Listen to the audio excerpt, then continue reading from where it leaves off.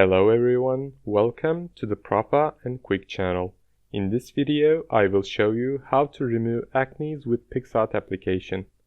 There are many videos about this topic on YouTube, but I will be using a different method. Let's get started.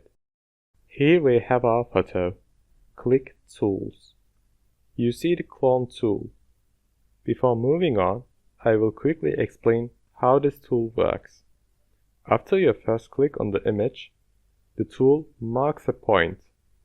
When you start painting, the tool marks another point and moves the color from your first point to second point.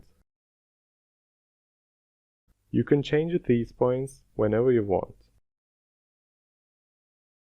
So let's do it on our image. Go to Clone tool again. Zoom into the acne. Click on a place near it. Then start brushing with gentle touches.